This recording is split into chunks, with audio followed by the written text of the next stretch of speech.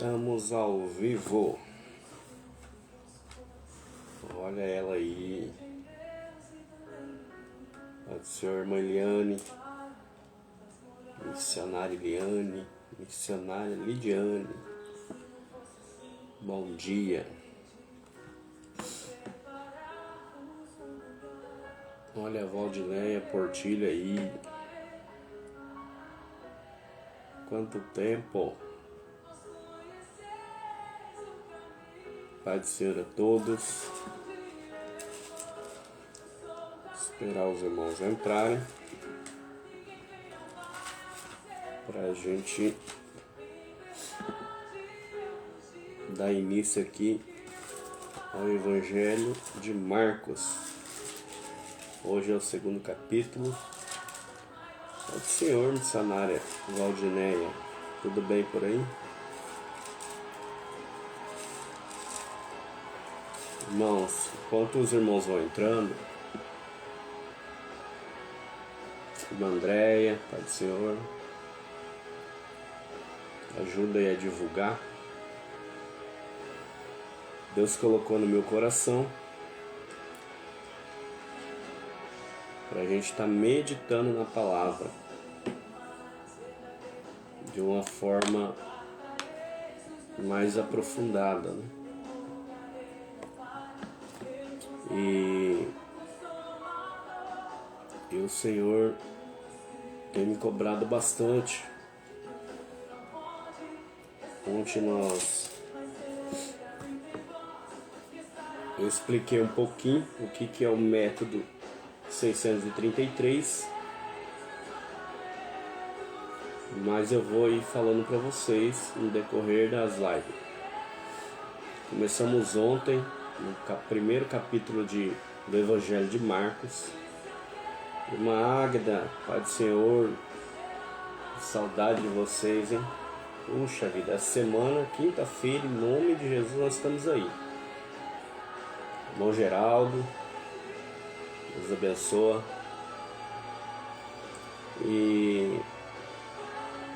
Então eu criei aí o método 633. Pastor, o que é o método 633?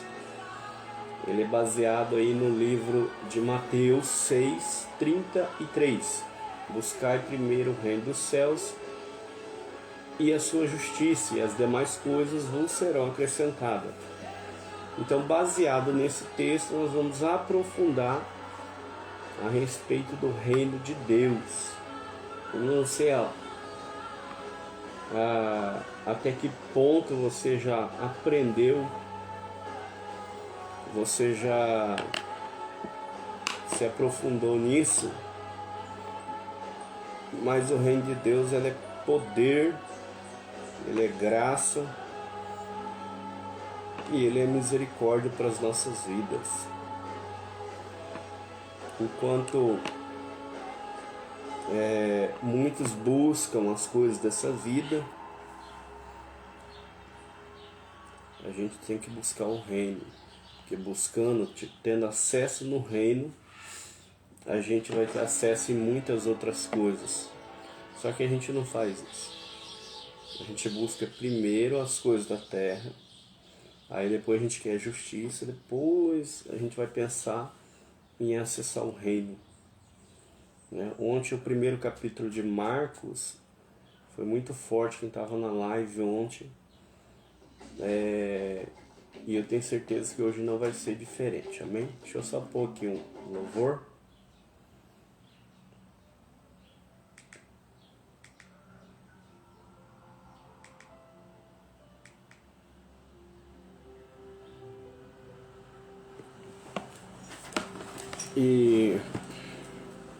E nós começamos ontem, uma maratona da leitura da palavra. Ontem, dia 16, entramos aí no Evangelho de Marcos, que são 16 capítulos. Então, do dia 16 ao dia 31, a gente encerra aí o Evangelho de Marcos. E no começo do mês a gente vai fazer a maratona de Provérbios. Nós vamos aprofundar em Provérbios. Você vai ver que tem coisa lá que se você tivesse feito desde quando você entrou na igreja, a tua vida teria sido totalmente diferente. Pastor, mas a minha vida está bem assim, eu não preciso mudar. Amém. Mas a gente tem que entender algo. Todas as fases da nossa vida, ela tem um processo, seja ela espiritual, financeira, sentimental, familiar, e também a questão da nossa convivência com as pessoas, né? Porque perceba que o tempo vai passando, a gente tem alguns problemas na caminhada, como a falta de perdão, como mágoas, né? A gente acaba se distanciando e por conta disso a gente vai deixando marcas no caminho, e essas marcas não vai dar problema para quem as fez em nós, não, é em nós mesmos. Então, e se a gente entendesse o real propósito disso, a gente não perderia tempo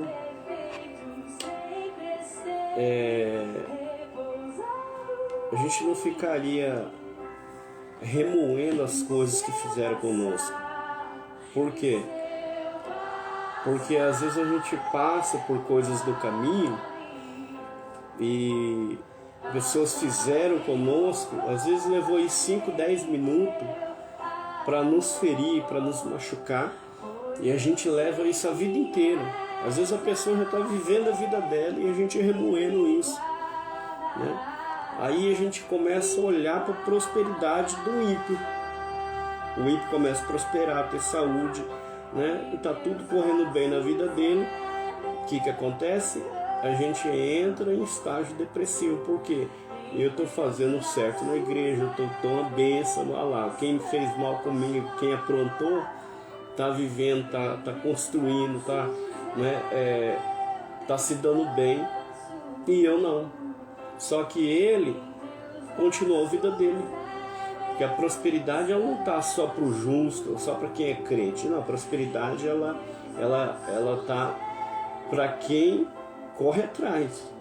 Então a gente tem uma perspectiva errada sobre isso, né? Que a prosperidade é só para o justo, né? O ímpio não pode prosperar.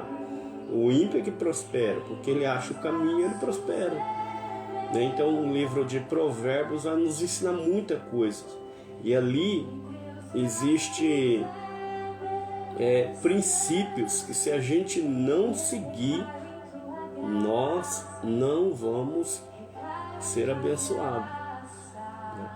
Então a questão da prosperidade, do princípio,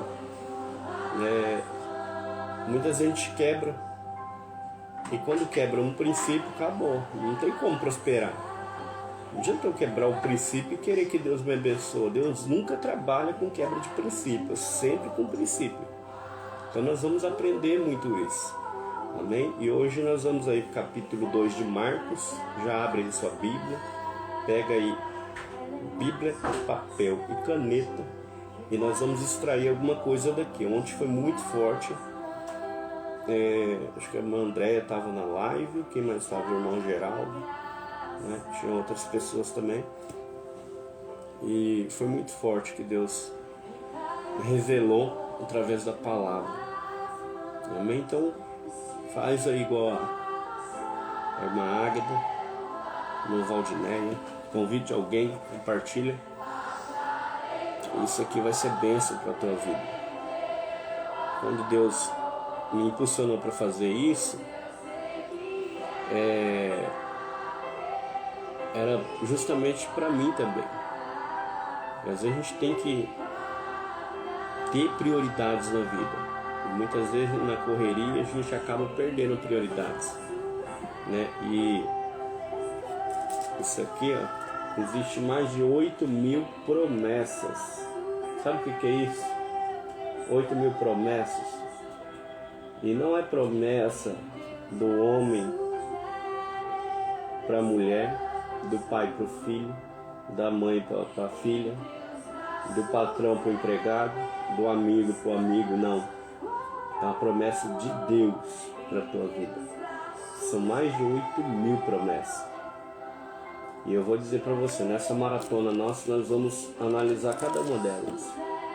E você vai entender que você tem um tesouro na sua mão, na sua casa, e muitas vezes você não acha. Você quer um mapa do tesouro e a gente não pesquisa.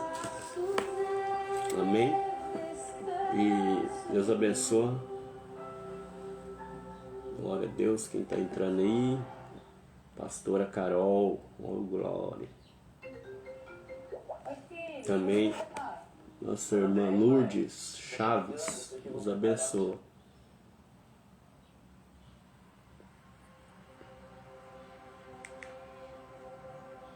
Vou colocar um fundo aqui para a gente entrar aí. Abre aí sua Bíblia já. Evangelho segundo escreveu Marcos, capítulo 1.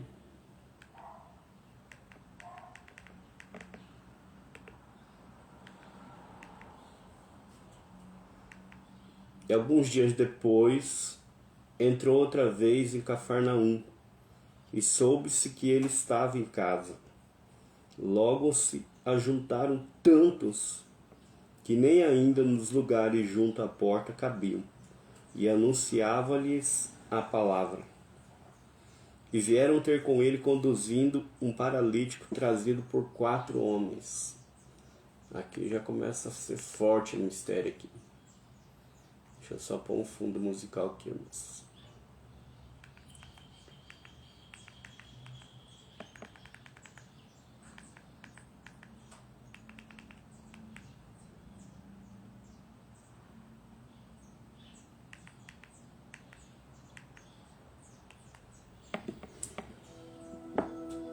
Amém? Bom dia, bom dia.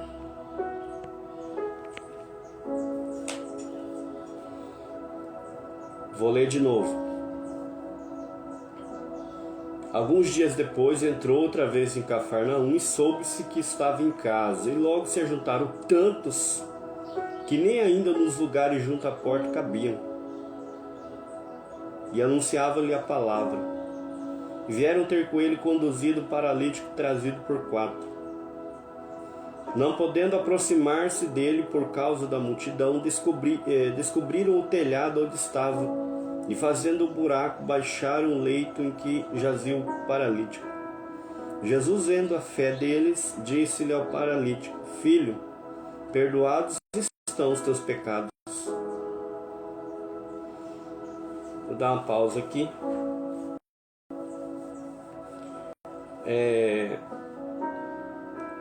O Evangelho de Marcos, ele foi escrito ali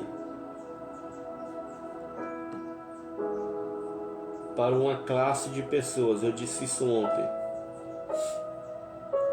E ele vem apresentar aí Deus como o filho, Jesus como o Filho de Deus e também como um servo. E ontem eu falei para os irmãos que Jesus ele teve uma experiência muito forte ali no deserto. O Evangelho de Marcos ele cita muito bem isso, bem claro que Jesus ele ficou 40 dias e 40 noites e ali ele ficou rodeado por bestas feras e Satanás. Por 40 dias e 40 noites tentou Jesus. Está no livro de Marcos isso. No livro de Mateus e Lucas você não vai achar essa expressão, essa pérola. A gente lê o livro de Mateus, de Marcos, prega sobre essa passagem e lá vai dizer o quê? Que depois de 40 dias Jesus teve fome. Aí o diabo se apresentou a ele para o provar ou tentar. Só que no livro de Marcos vai dizer que Satanás tentava ele durante os 40 dias. Não bastasse Satanás estar tentando ele, existia bestas feras. Não bastasse as bestas feras, tinha o calor do deserto. Eu nunca fui no deserto, mas já estudei no colégio sobre deserto. Já vi noticiários. Durante o dia, o calor ele é escaldante. E à noite, a noite fria lá é abaixo de zero. No entanto, que você vai ver no Antigo Testamento que Deus ele vinha com uma nuvem durante o dia e uma coluna de fogo durante a noite. E engraçado que Jesus ele estava no deserto e ele passou calor, passou frio. Só que aí também o texto vai dizer que quando as bestas feras, ficavam cercando ele, os anjos de Deus o serviam. Olha que forte isso.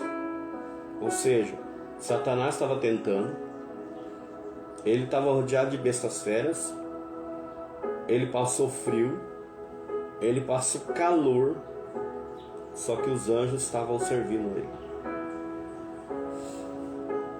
Depois de 40 dias, Satanás se apresentou a ele.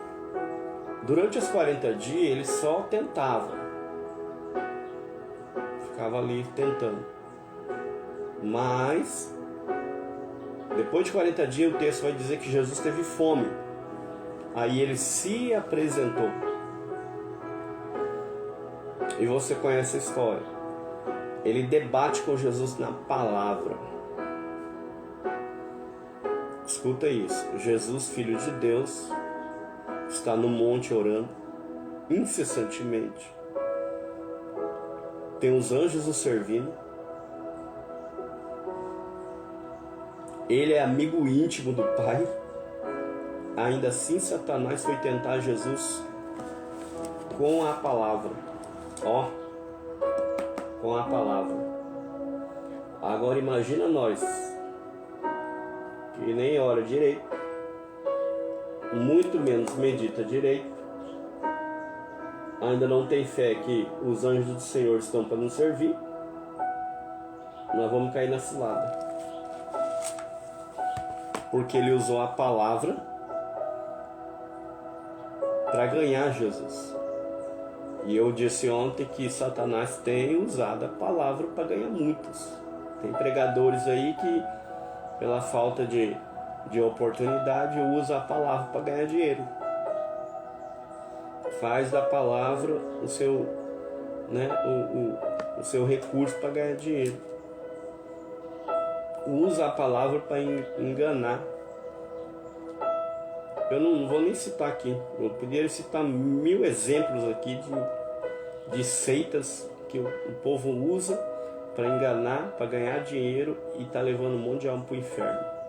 Irmão, isso é sério. Isso é sério. E o diabo tá usando a palavra para enganar muitos. Porque pega um texto fora do contexto, cria-se ali uma ideologia, uma seita, e o que acontece? Engana muitos. Isso é muito forte.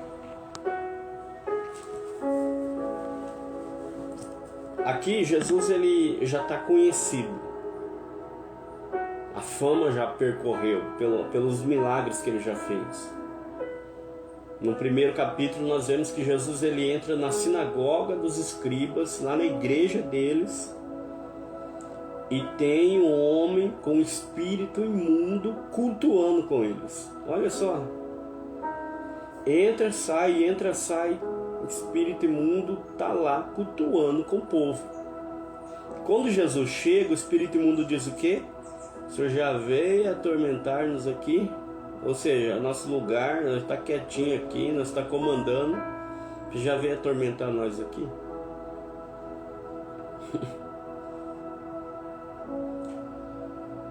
era a igreja. Os caras, os fariseus, os saduceus, os escribas, os sacerdotes, eles tinham a Torá, eles pregavam, anunciavam, né, a lei de Moisés todinha. Ainda assim, os espíritos imundos cultuavam junto com eles. Mas quando Jesus chega, houve um reboliço ali. O espírito imundo não gostou. Jesus expulsou ele, deu um grito ali no meio da sinagoga, virou aquele, né? Não sei se você já viu um demônio manifestar. Foi terrível. Lá no livro de Marcos nós vemos ontem que ele expressou ali, ele gritou e aí saiu. E quando aconteceu isso, todo mundo ficou abismado com o que Jesus fez. Então a notícia percorreu.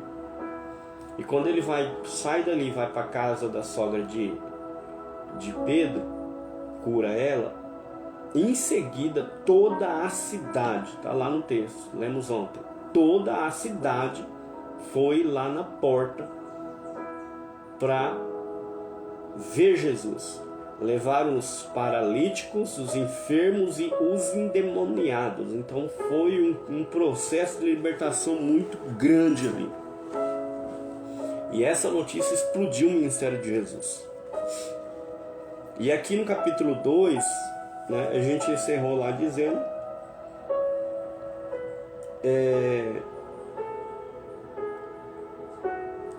depois disso entrou outra vez em Cafarnaum e soube que estava em casa. A multidão soube que ele estava em casa. Irmão Antônio, ô glória, senti saudade do senhor ontem. Faltou o senhor lá pra gente comer tudinho, um cachorro quente. Aleluia. Todo mundo soube que ele estava em casa, então juntou todo mundo lá. Rubens, ô glória, varão de guerra, Deus abençoa, saudade da sua vida, Vasco. Aleluia. E o que aconteceu? Ajuntou a multidão a ponto de não conseguirem entrar na casa, porque estava muito cheio lá dentro. Muito cheio. E o que aconteceu? O povo começou a espremer. De repente, 4 amigos, sabendo do que Jesus fez, sabendo da história que aconteceu, pegam o camarada que estava na cama lá enfermo, falou assim: vamos levar ele até Jesus. Olha só, pegam ele e levam até a casa de Jesus. Só que quando chega lá, a multidão está cercando a casa toda. Não cabia gente, não dava para entrar pela porta, não dava para entrar pela janela, nem pela porta do fundo. Amém, Rubens. Irmão Rubens, Deus abençoe, bem. Aleluia. Glória a Deus. E quando chegam lá com o paralítico, olha só.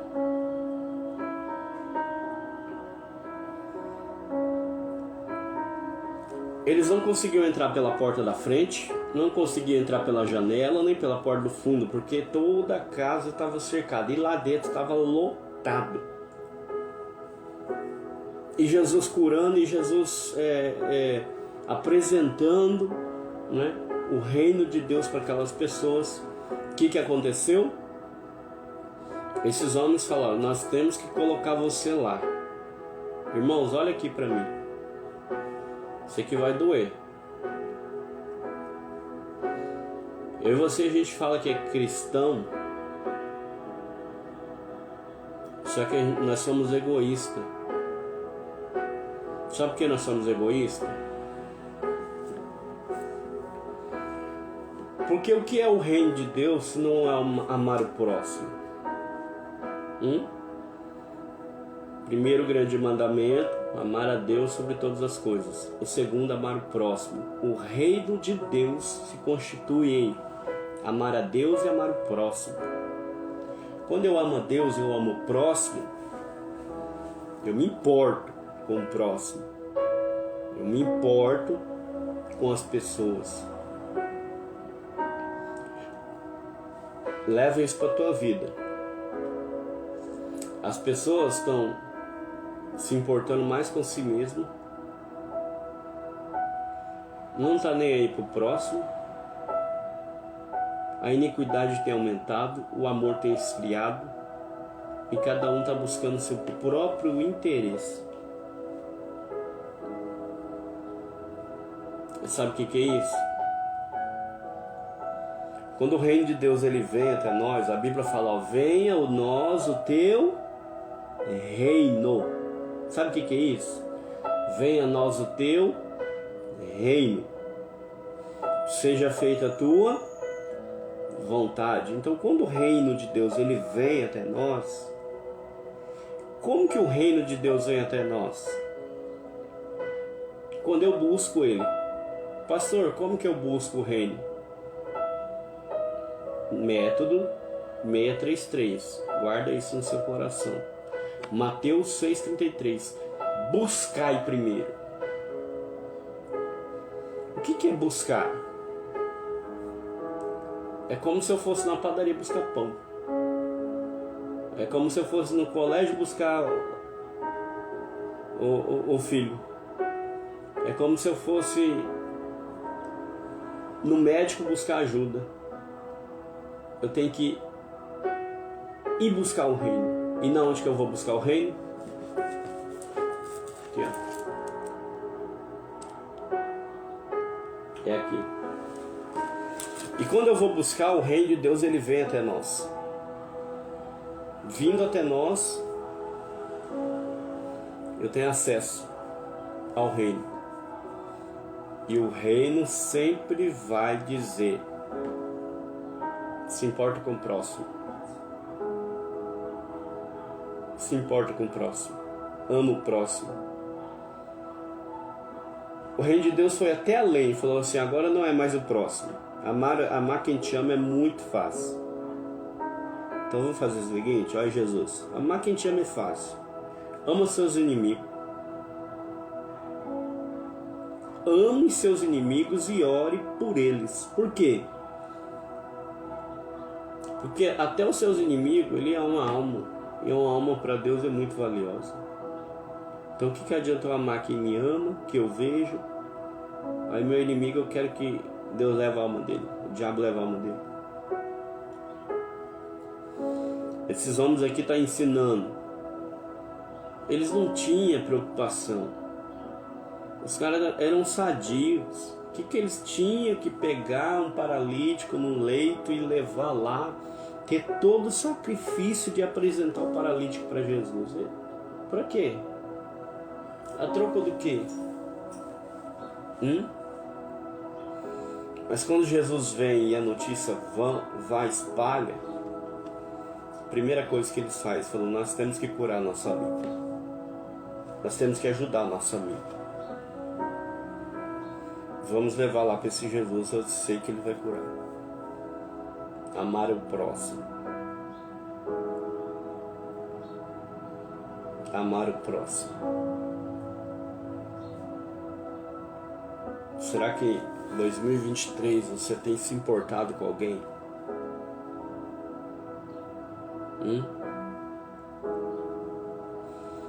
Você tem cuidado de alguém? Você tem apresentado Jesus para alguém?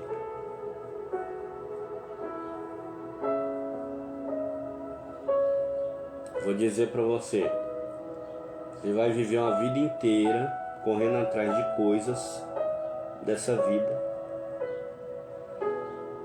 e no final dela você vai descobrir que o teu propósito não era isso. Porque quando você encontra o propósito de Deus na tua vida, nada mais te para. As coisas chegam até a tua vida. Quando você encontra o propósito de Deus na sua vida, ninguém mais te machuca. Ninguém mais magoa você. Quem te trair não vai mais fazer diferença para você. Quem enganar você, deixar de ajudar você, não vai fazer diferença, porque você já aprendeu. Você entrou num reino, descobriu o seu propósito, agora nada mais te para. Ninguém vai te machucar, ninguém vai mais te parar. Você pode sofrer uma traição, mesmo assim você vai continuar. Você pode sofrer um abandono, mesmo assim você vai continuar. Você pode estar sozinho lá na cruz, como Jesus, não tinha um. Cadê todo mundo que ele ajudou? Mesmo assim você vai continuar até o final. O problema das pessoas desistirem é que elas não encontraram o propósito dela. Por não encontrar o propósito, tudo que fazem com ela machuca. Tudo que acontece com ela é motivo dela parar, dela desanimar, dela desistir. Porque se ela soubesse o propósito que ela tem, ela não parava. Ela não parava. E qual que é o propósito, pastor? O maior propósito é você ser agente de milagre para alguém. Quando você ajuda alguém e esse alguém fala de você, olha, o fulano me ajudou. Minha irmã Patrícia Moura, Deus abençoa.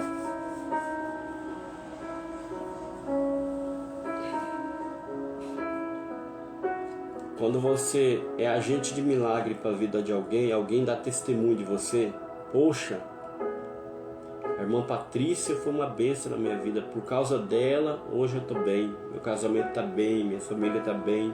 O irmão Antônio, um canal de bênção. Olha, não tem que dizer daquele homem. Ou seja, a sua alma parece que ela fica maravilhada. Parece que é um negócio que te dá... Você já sentiu isso? Alguém falar bem de você, que você ajudou, que você foi canal de bênção. Irmão, é gratificante isso. Você se sente lisonjeado, parece que a sua alma está satisfeita. Porque você foi agente de milagre para alguém. Você cumpriu o segundo grande mandamento. Você amou o próximo até o ponto de pegar ele, levar, cuidar. Lembra lá do bom samaritano? Ele estava indo para o trabalho, para algum lugar, ele parou para ajudar aquele homem, que o sacerdote e o levita não parou. Não quis ajudar. Parou, pôs azeite, vinho nas suas feridas, levou para o estado, pagou, cuidou dele. Olha lá, puxa, sarou a ferida dele. Depois de muito tempo voltou lá, o homem estava bem, agradeceu ele saiu dali uma benção.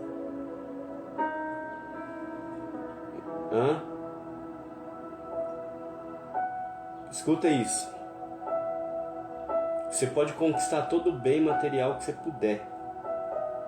Eu conheço pessoas muito ricas, que tem de tudo, mas a casa dela,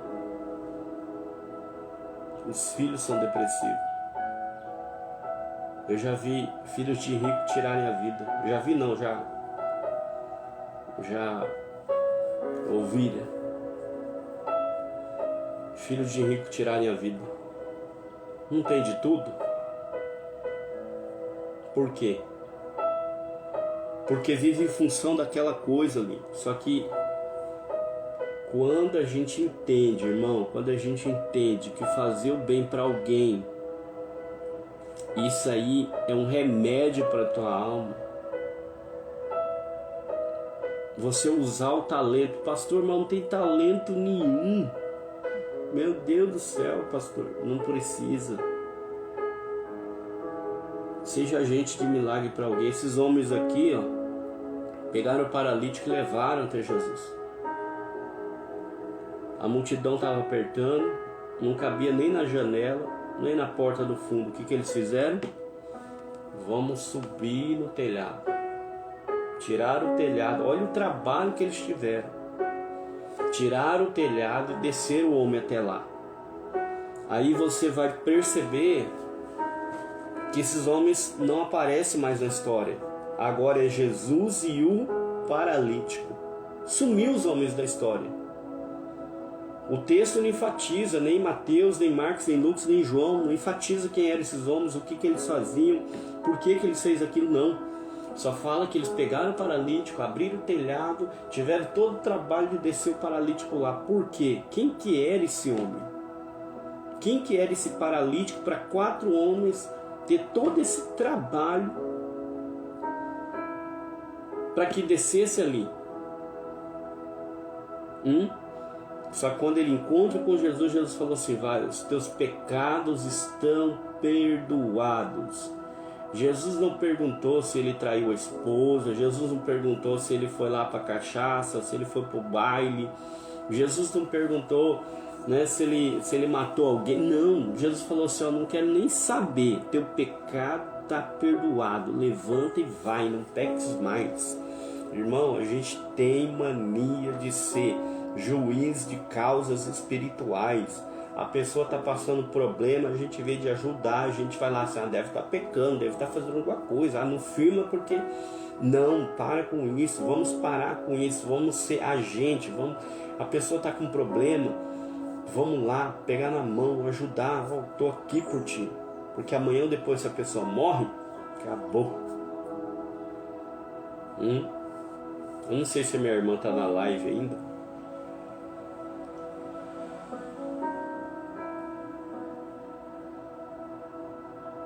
Tá não? Manifesta aí, se tiver. Eu acho que ela foi trabalhar.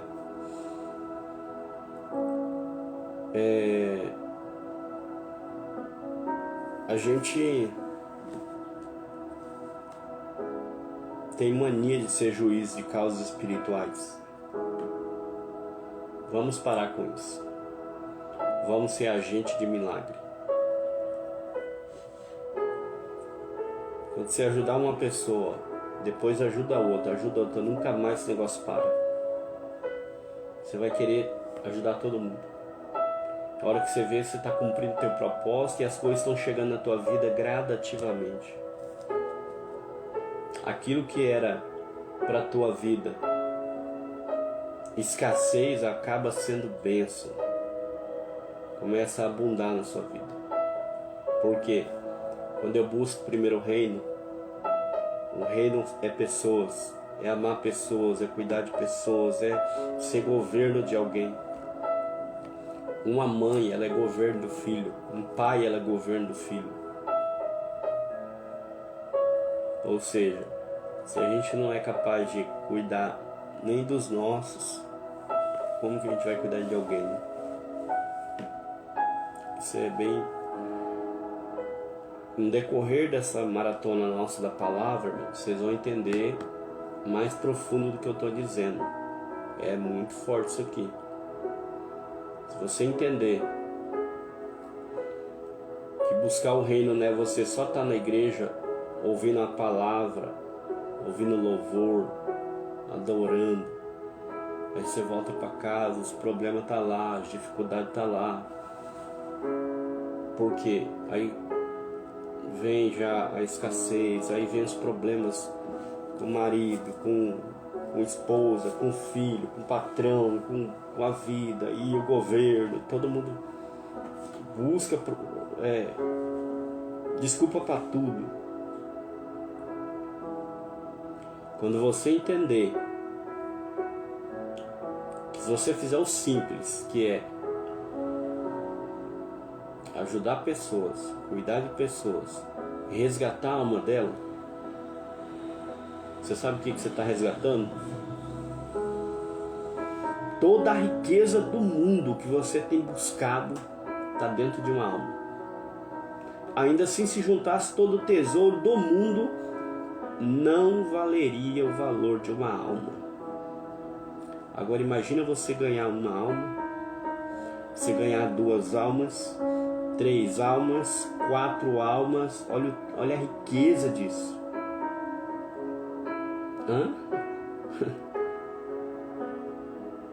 Olha a riqueza disso.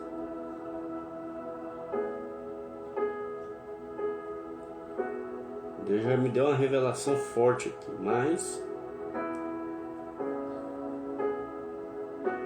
no momento oportuno eu vou dizer. Vamos voltar pro texto. Jesus olha para ele e fala assim, ó: perdoados estão os seus pecados.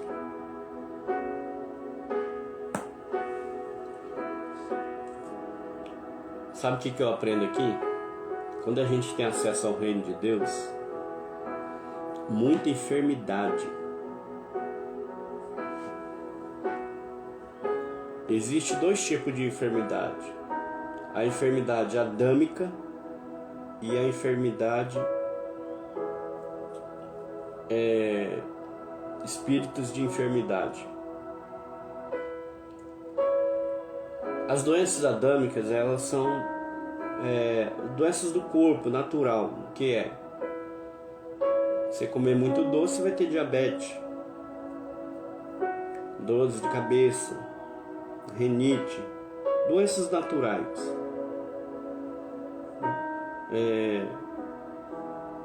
Ou seja,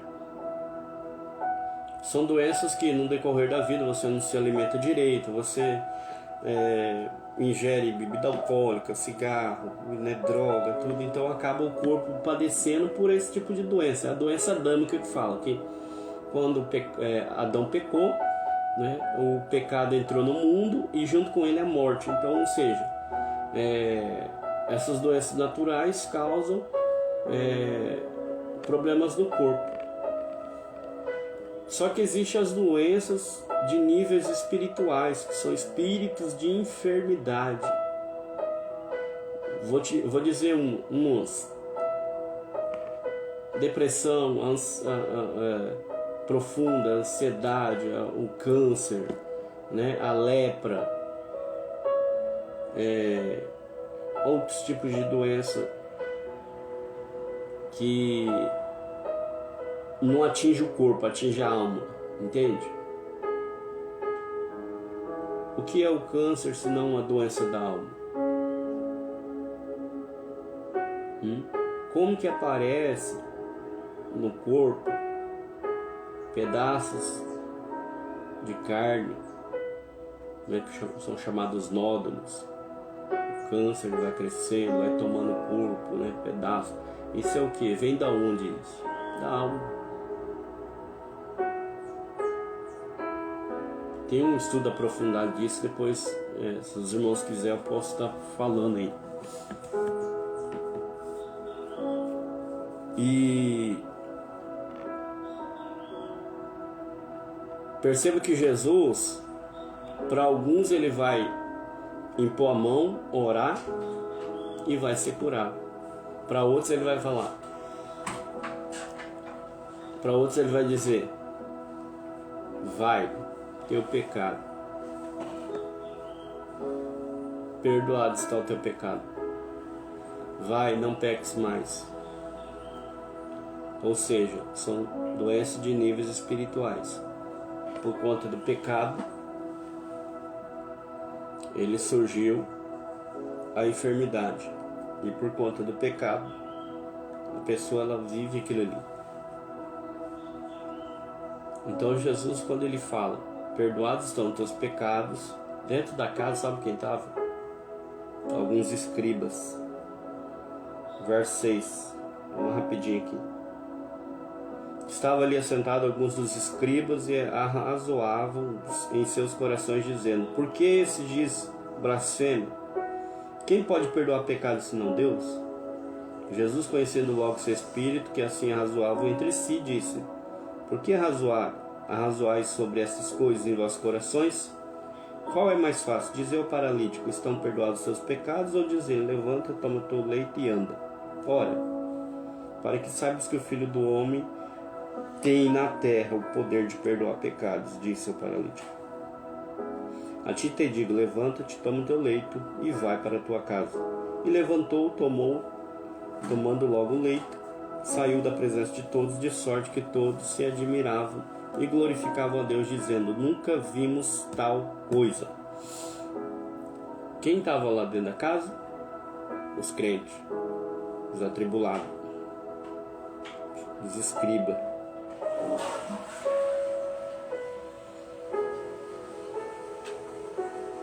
Ó,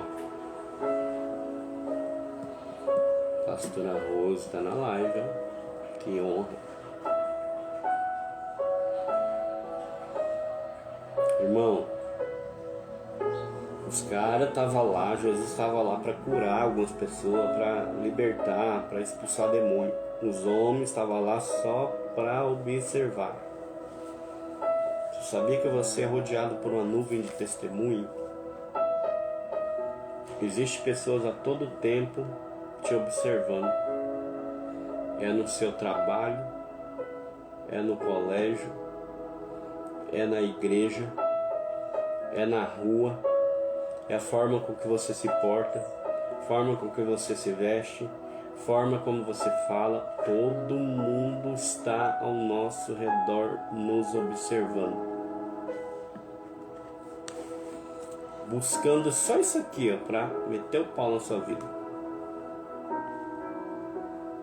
E não pensa que é o ímpio, não. São os de dentro. Parece que eles têm um prazer em querer ver você errar.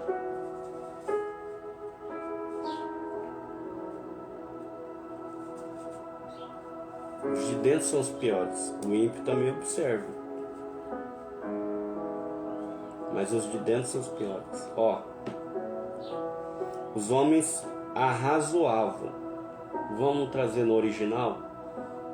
Eles estavam caçoando. Tem um outro termo que fala, né? Caçoando, dando gargalhadas, zombando, porque Jesus falou: perdoados são os seus pecados. E Jesus olhou dentro do coração deles. Falou: ah, vocês estão zombando. Jesus cortou logo no talo. Olhou para aquele homem e falou assim: ó, perdoados são os teus pecados, mas se preferir, levanta e anda, toma teu leite e vai.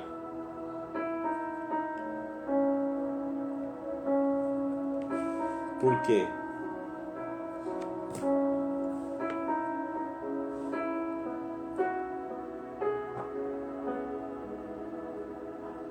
Quando todo mundo se admirou e glorificou, dizendo: nunca vimos tal coisa,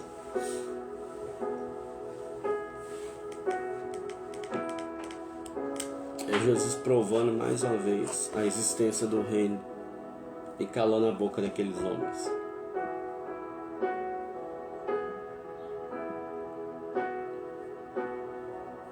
E o que acontece? Quando você começar a ajudar alguém, quando você começar a se importar com alguém, vão se levantar. Ah, mas quer se aparecer. Ah, mas acho que é o bambambam. Não se importe com isso. A forma com que você faz, não se importe com isso.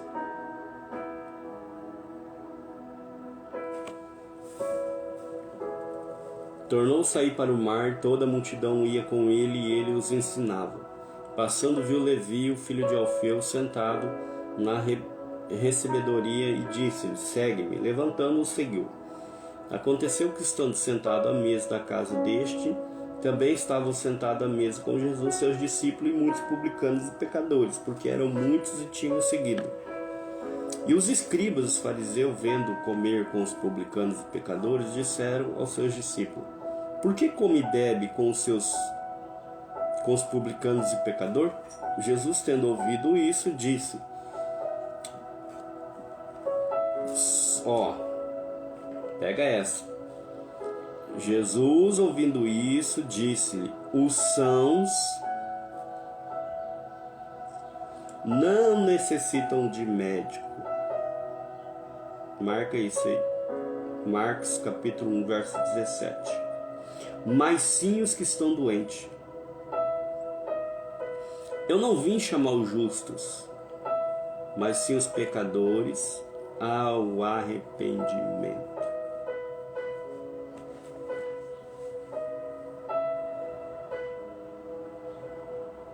Jesus veio para quem? Para nós que já estamos lá dentro?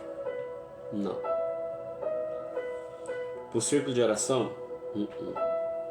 Pro quadro de obreiro da igreja? Pros jovens da igreja? Não. Ele veio porque está lá fora. Vou falar uma verdade aqui. Vai doer.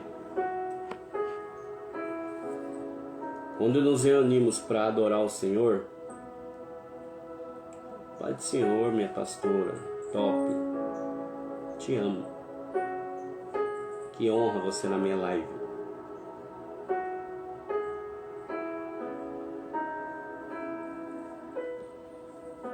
Quando nos reunimos na casa do Senhor para adorar, para buscar a presença dele, o convidado especial ali é Jesus.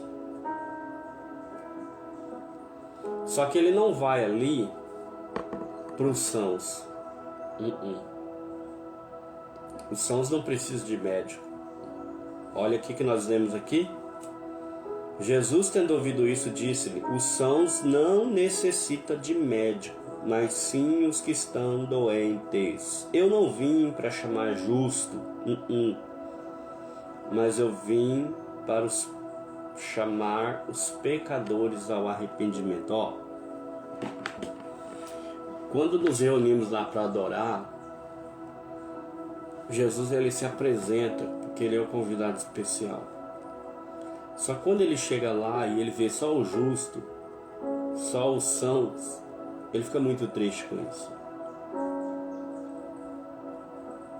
Sabe por quê? Porque ele não vai lá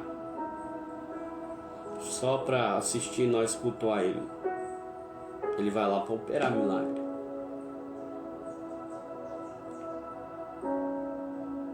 Porque ele não vai para ação. Ele não vai para justo. Ele vai lá para chamar pecadores ao arrependimento. Sabe o que quer dizer isso aqui? Pastor, o senhor está dizendo que então todo o nosso culto, quando não tem nenhum pecador lá, nenhum doente, é em vão? Você é edificado, você é cheio, aí você sai de lá cheio. Só que você não distribui o que você recebeu. Porque ele fala assim: eu vos dou poder. Eu vos dou poder.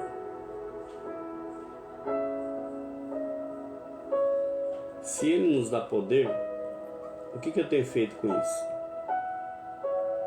Se não é para usar poder em alguém. Poder de curar, de amar, de restaurar, expulsar demônio, libertar os cativos e oprimidos. Então, pensa nisso. Pensa muito bem nisso. Jesus ele veio para chamar pecadores ao arrependimento. Então, se a tua mensagem não é essa, sinto lhe dizer, você está pregando um evangelho errado. Você está pregando um evangelho errado. Se você tem pregado prosperidade, produção, cura para os são, arrependimento para o justo, está pregando errado. O que acontece muito hoje? As igrejas estão lotadas de crente, já saturado de crente, e é um movimento de crente, um prega para outro e põe a mão na cabeça do outro e faz aquele movimento e não tem o resultado que tinha que ter, não tem. Você viu o nosso culto ontem? Foi um culto completo. Teve palavra, teve adoração, teve palavra, teve alma se rendendo e teve libertação. Olha só que culto completo.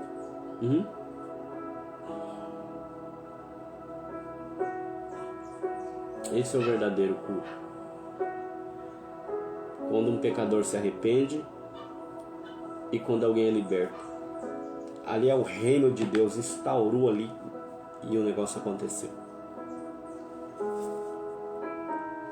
Ora, os discípulos de João, fariseus, jejuavam.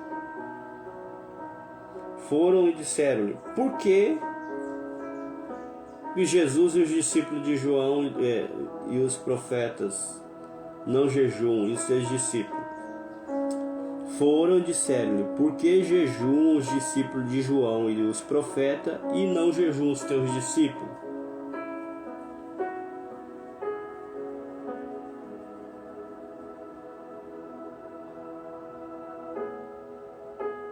Jesus disse-lhe: pode porventura os filhos das bodas jejuar enquanto está com ele o esposo?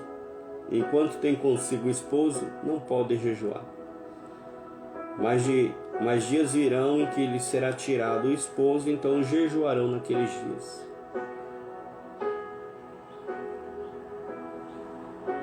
Ninguém deita remendo em pano novo em roupa velha. De outra sorte, o mesmo remendo novo rompe o velho, e a ruptura fica maior. Ninguém deita vinho novo em odres novo. De outra sorte, o vinho novo rompe o odre, e estorna o vinho e o odre, estragam-se o vinho novo, e deve ser deitado em odres novos. Olha só.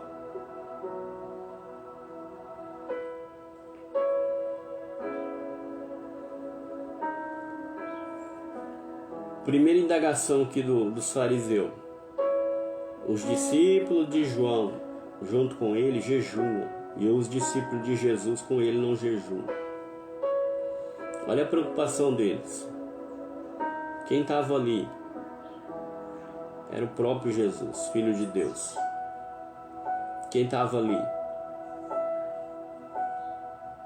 era o autor e consumador da nossa fé. Ele estava curando, estava fazendo acontecer, né? Os homens preocupados com dogmas. Por que eles não jejuam? Aí ele vem e vai dizer assim: quando o esposo está lá nas bodas, festejando, tem de tudo, tem comida, tem isso, tem aquilo, você acha que ele vai jejuar? Junto com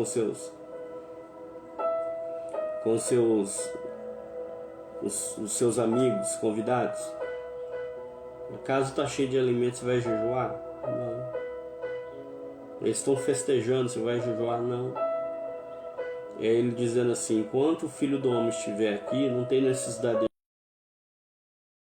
de jejuar. Eu estou aqui. Mas quando ele partir, aí há necessidade. Porque existe casca de demônio que só sai com jejum e oração.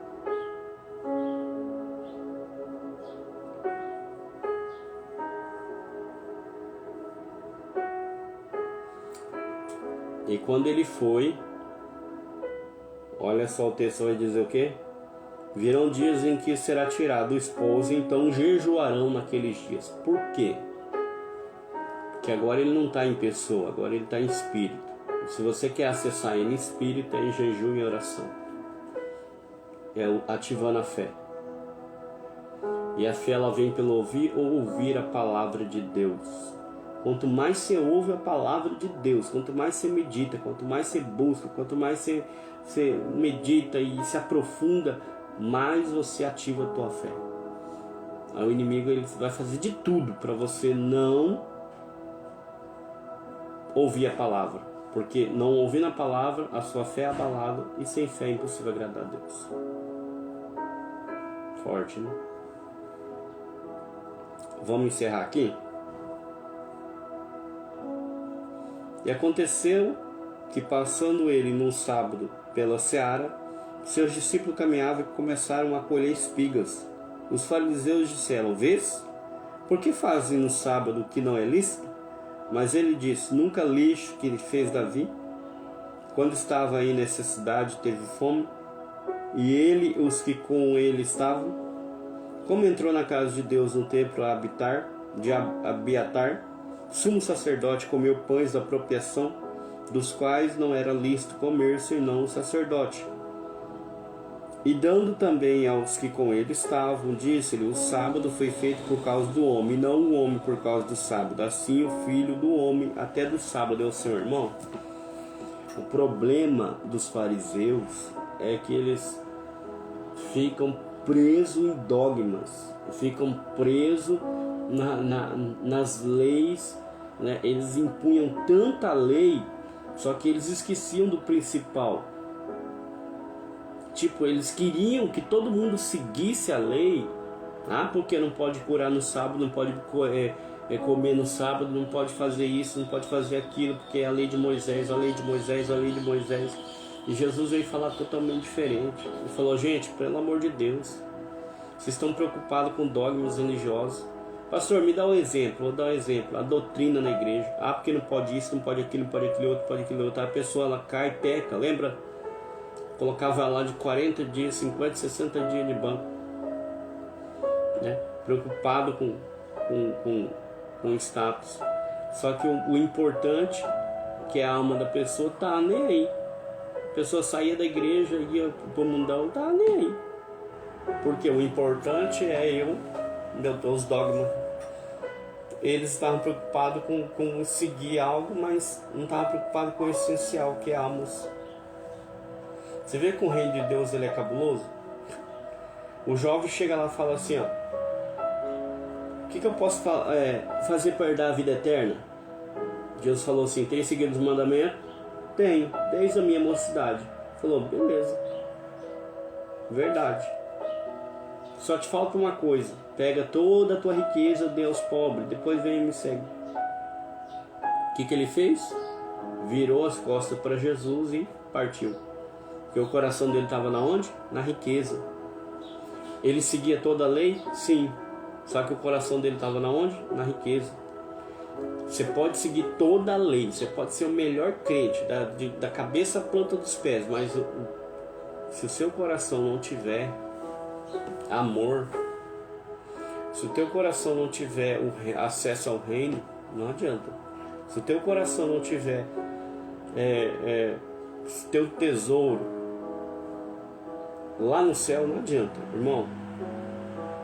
Você pode seguir toda a lei, você pode como manda aí as escrituras, mas o importante é o que? É isso aqui, ó. Jesus olhou para ele e falou assim: lembra de Davi? Entrou lá na casa de Abiatar, o sumo sacerdote, comeu pão da propiciação, que era só do sumo sacerdote. Davi foi lá e comeu pão, era sagrado. Ele entrou lá na casa, estava com fome, comeu pão, que era do sumo sacerdote. Ele quebrou a lei ali. Não podia, em hipótese alguma. Você vai ver Davi. Vou ler aqui para você de novo. Ele estava com fome, verso 25. Nunca leste o que fez Davi quando estava em necessidade e teve fome? E ele e os que estavam com ele, como entrou na casa de Deus no templo de Abiatar, sumo sacerdote, comeu os pães da apropriação, dos quais eram lícito comer senão o sacerdote. Não era lícito comer senão o sacerdote, dando também aos que estavam com ele. Davi comeu, deu a todo mundo. Comeu pão que era lícito somente para o sacerdote.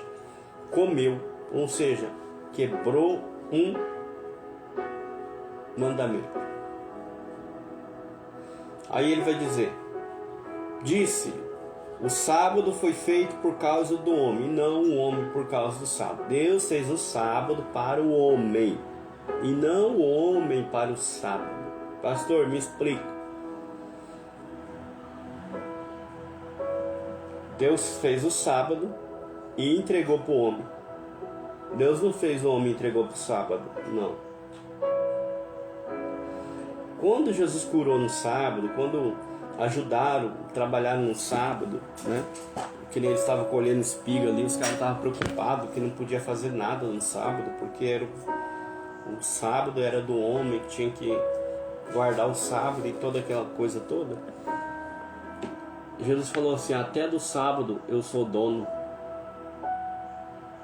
Ou seja, se tem alguma coisa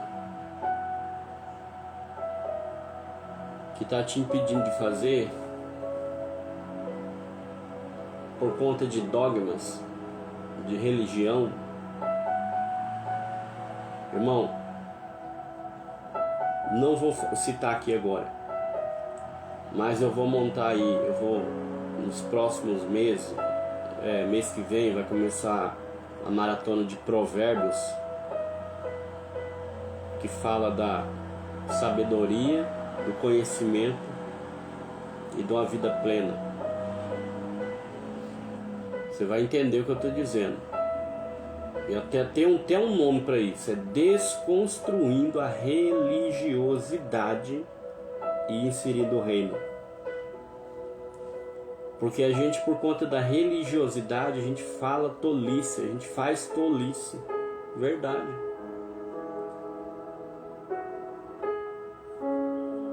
E é tão simples e a gente acaba dificultando. E nós vamos entrar aí a partir de 1º de junho. São 31 capítulos de provérbio. 31 dias do mês. E eu vou falar justamente sobre isso aqui, ó. Religiosidade. Os homens estavam preocupados em guardar o sábado, preocupados, né, em não trabalhar. E o cara estava doente lá, estava precisando de cura. Ele falou assim: você vai curar no sábado? Ah, você vai fazer isso no sábado? Ah, mas a lei de Moisés fala que não pode fazer isso. Ah, mas tá sentado com pecadores, a lei de Moisés fala que não pode. Ah, porque o salmista escreve que não pode assentar na roda do escarnecedor. Ah, e agora ele está sentando. Ele senta com pecador, senta com prostituto, senta com drogado, senta com todo mundo, com bandido. Então ele estava preocupado com dogmas religiosos. A religiosidade tomou conta dos fariseus. Nós vamos se aprofundar nisso. E hoje não é diferente. Hoje a gente tem matado as pessoas. Eu falo a gente, a igreja, no geral, a igreja de Cristo. Tem matado, em vez de ganhar, em vez de curar, em vez de trazer o arrependimento, a gente tem matado por conta de dogmas religiosos. Pastor, me dê um exemplo. Quando você faz esses movimentos aí só para ganhar dinheiro, só para ostentar, só para, né, você é pronto e escandaliza, você está matando a alma.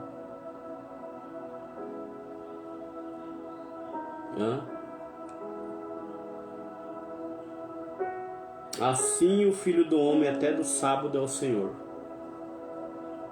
Ou seja, o que é mais fácil? Eu seguir toda a lei à risca e lá no final perder minha salvação? Ou eu buscar o reino, pôr ele aqui dentro e cumprir, fazer?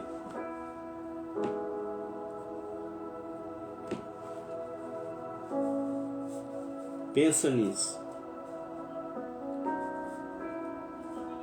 O último versículo: assim o Filho do Homem até do sábado é o Senhor.